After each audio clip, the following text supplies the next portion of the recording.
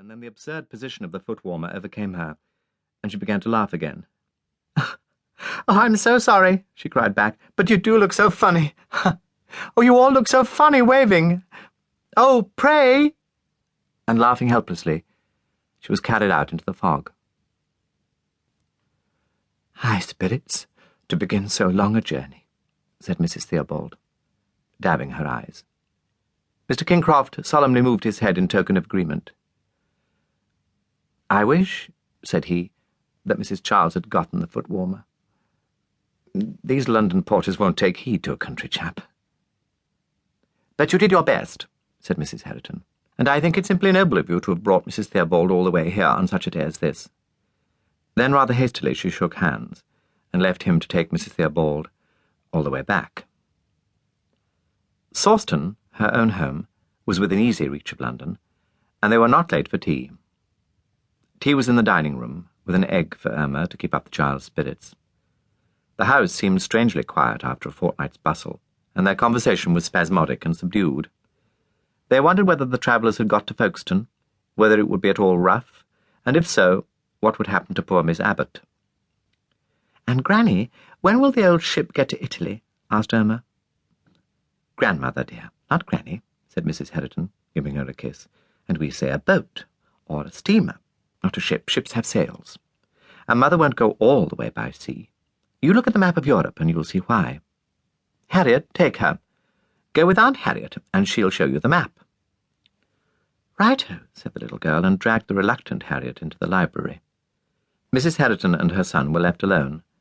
There was immediate confidence between them. "Here beginneth the new life," said Philip. "Poor child, how vulgar," murmured Mrs. Herriton. "It's surprising that she isn't worse, but she has got a look of poor Charles about her."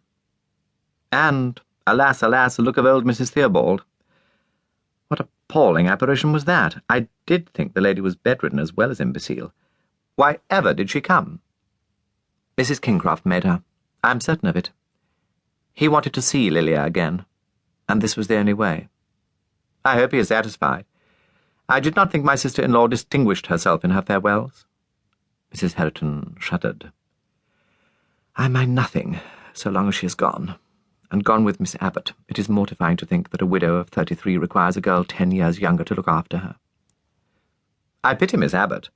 Fortunately, one admirer is chained to England. Mr. Kingcroft cannot leave the crops or the climate or something. I don't think either he improved his chances today. He, as well as Lilia, has the knack of being absurd in public."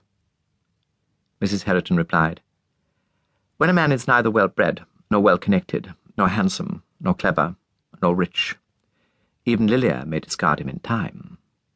No, I believe she would take anyone. Right up to the last, when her boxes were packed, she was playing the chinless curate. Both the curates are chinless, but hers had the dampest hands. I came on them in the park. They were speaking of the Pentateuch. My dear boy, if possible, she has got worse and worse. It was your idea of Italian travel that saved us." Philip brightened at the little compliment. "The odd part is that she was quite eager, always asking me for information, and of course I was very glad to give it.